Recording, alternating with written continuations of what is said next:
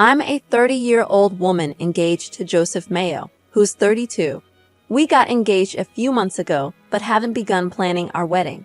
We currently live separately because I'm the primary caregiver for my mother.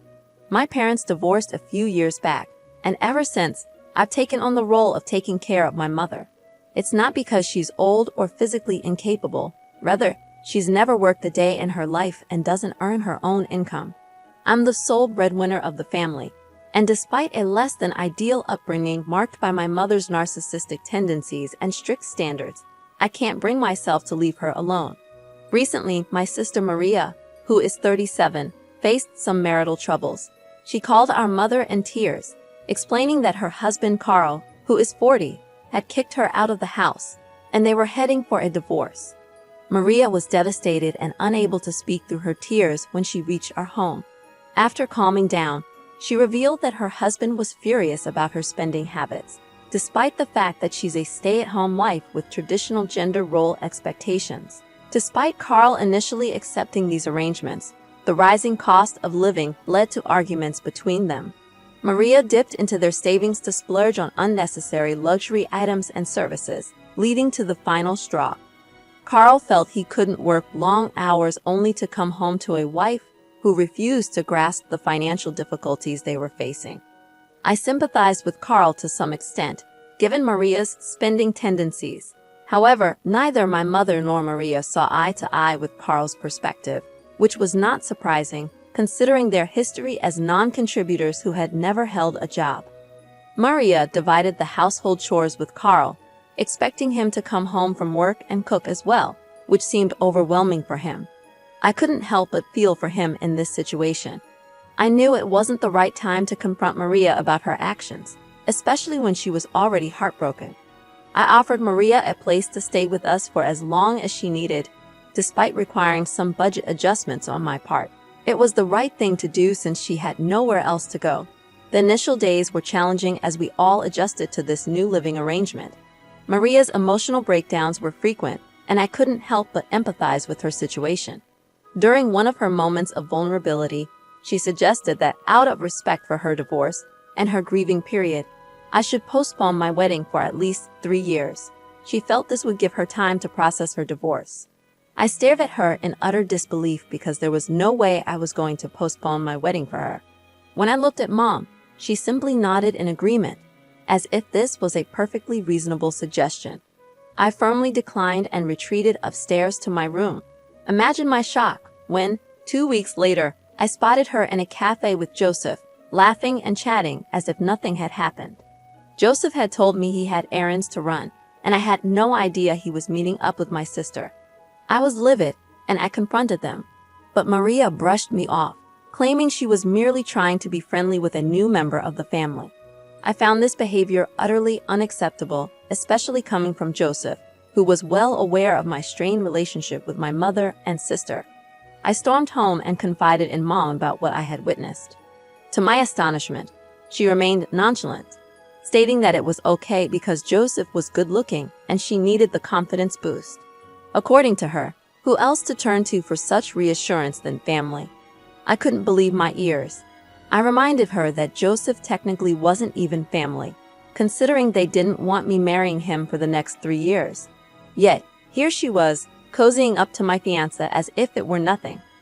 Mom casually asserted that this was how things were and warned me to prepare for Joseph to leave me, citing Maria's attractiveness as an inevitability that would lead men astray.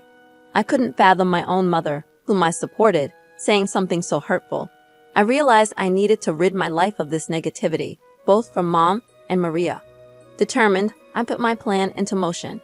I began searching for one-bedroom condos to rent and shortlisted a few job options that either my mom or Maria could pursue to support themselves. I was tired of being their cash cow and emotional punching bag. After a couple of weeks, I found a suitable place not far from my workplace. I kept my distance from Joseph, deciding to give them the silent treatment, as my mind was already burdened with too much. I had made up my mind to end things with Joseph due to his concerning connection with my sister. Once I had everything arranged, I called for a family meeting in the living room. I told Mom and Maria that I was moving out. Although I had covered the rent for the upcoming month, They would have to figure out their situation afterward.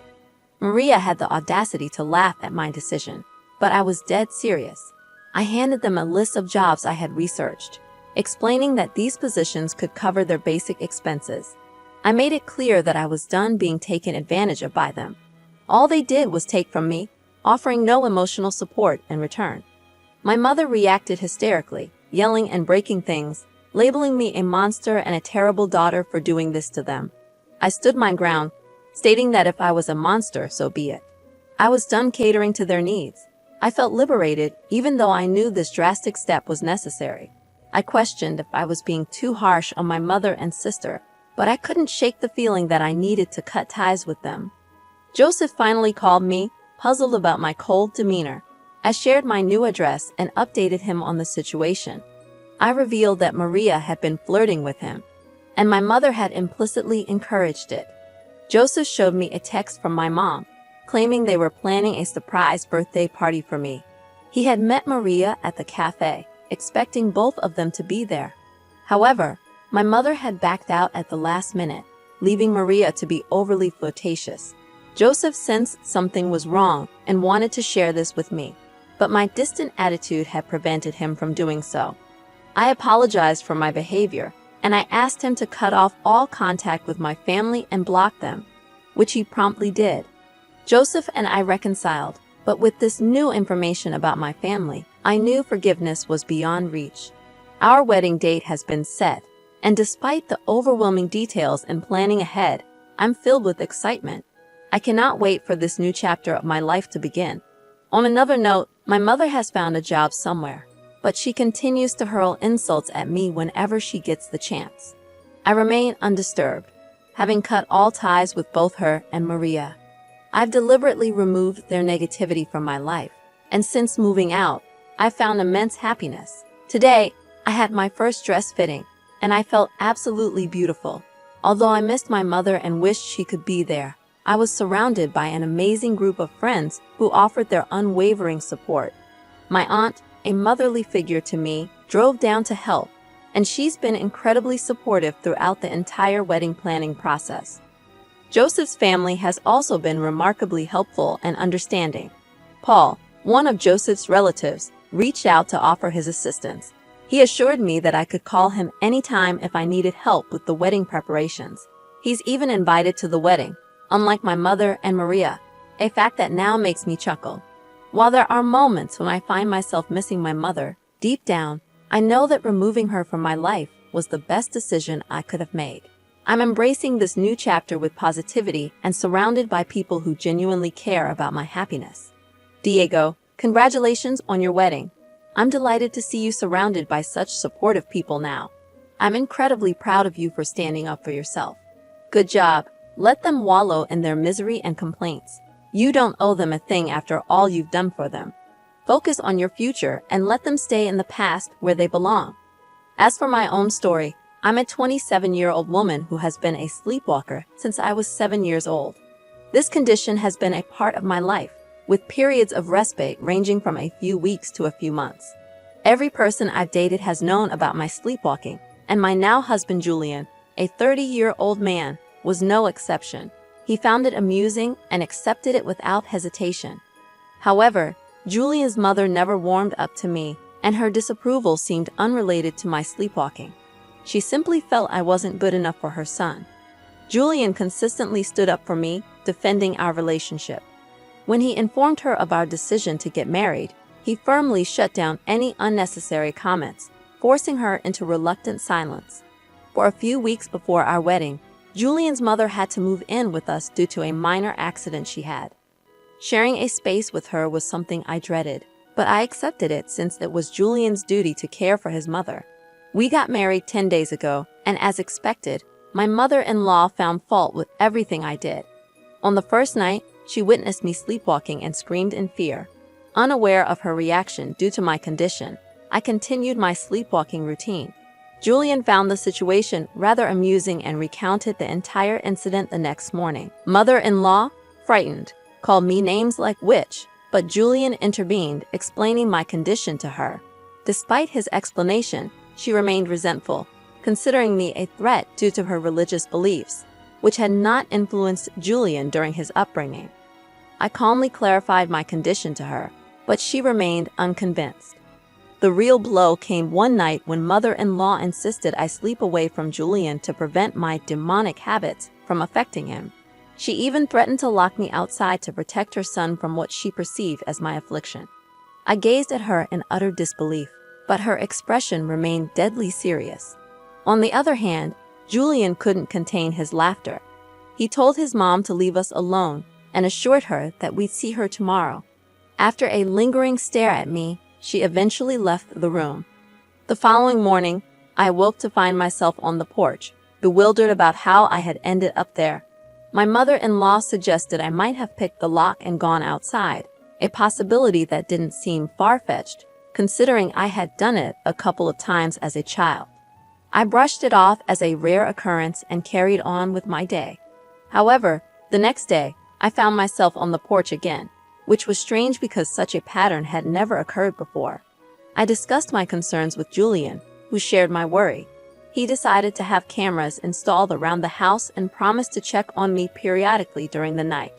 I appreciated his concern and cooperation, but requested him not to inform his mother about the cameras. While the camera company was setting up, I accompanied mother-in-law to her regular doctor visits. We maintained a silent distance, a situation that suited me just fine. Upon our return from the doctor's appointment, the cameras had been installed.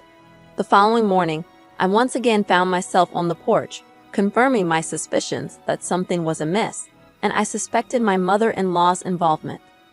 Observing her unusual smugness over the past few days, I quietly went upstairs and reviewed the footage from the cameras. Suddenly, it all fell into place. My mother-in-law had been scheming behind my back. She would rise in the middle of the night, open the main door wide, while ensuring all the internal doors were closed. When I, sleepwalking, ventured outside due to the open door, she would shoot and bolt it shut, preventing my return. In the early hours of the morning, she would discreetly reopen the latch to suggest that the door wasn't locked, creating a false narrative that I had gone out on my own. I couldn't fathom the extent of her deceit, especially considering her supposed illness. Yet here she was, plotting to keep me away from my husband at night. I felt an urgent need to tell Julian about my discovery, but I knew he was overwhelmed with work and had to leave on a 2-day business trip that night. Realizing that this situation had become increasingly dangerous, I decided I had to confront his mother on my own. A part of me wanted to confront her directly, but the vengeful side of me sought to make her understand the consequences of her actions. I reached out to my dad, knowing he had connections in the area due to his realtor background. He had maintained good relations with many people, including the man in whose house my mother-in-law resided. It was my dad's influence that had secured her a place at a lower rent. I asked him to call the man and persuade him to increase the rent for my mother-in-law starting next month. Meanwhile, I continued to document the sleepwalking incidents, ensuring I had evidence of her deceit every morning. When Julian returned home, I revealed his mother's actions to him. Initially, he was skeptical, but after viewing the recordings, he became furious. He confronted his mother, informing her that she was no longer welcome in our home. She attempted to justify herself, claiming she was protecting him from the same demons she believed possessed me. Julian firmly told her she needed to leave immediately. She reacted with tears and tantrums, but Julian stood his ground. Though she left reluctantly, I knew life would only get tougher for her. I questioned whether I was in the wrong for standing up against my mother-in-law. A week passed since her departure. The sleepwalking continued, but at least I no longer ventured outside the house. Today, my mother-in-law called, sounding upset and anxious, discussing her financial struggles. She expressed a desire to live with us. Julian firmly rejected her request, refusing to jeopardize my safety. She asked for money, but Julian declined, emphasizing that her affordable housing had been arranged due to my dad's connections, making it clear that she couldn't exploit my parents' contacts while mistreating me. Eventually, she said she wanted to apologize to me, but I told Julian that I had no interest in her drama and requested her to leave me alone. I'm not concerned about how my mother-in-law plans to arrange the money. She will likely have to downsize, but Julian and I are adamant that she won't be living with us. She has moved to a smaller place, which is thankfully further away from us. However, she has completely vilified me, spreading negative comments about me on Facebook. While I usually avoid such drama, Julian refused to tolerate it. He publicly exposed her mistreatment of me, leading other family members to turn against her and call her out on her behavior. Since then, there has been a significant silence on her end. Julian and I are currently enjoying our honeymoon in Italy. We've explored Rome and are heading to Venice, Milan, and Bologna. If time allows, we might visit other countries, but our main focus is Italy. My mother-in-law was bitter when she found out about our trip to Italy and attempted to make amends. However, I know her true intentions now. Julian has left any possibility of reconciliation up to me, respecting my decision not to reconcile with her. Mother-in-law tried to play the victim on Facebook again, but she was promptly shut down by others. It was quite satisfying, and I can't help but revel in my pettiness. I'm grateful to have a supportive husband who stood up against his mother for me, as not all spouses are willing to do so. I'm looking forward to the rest of my life with Julian, enjoying every moment. Thank you for your kind words and support. Remember, if you have your own story to share, feel free to email us at the address provided in the description. Your engagement with the channel through likes and subscriptions is greatly appreciated. We'll be back soon with more stories. Thank you for tuning in.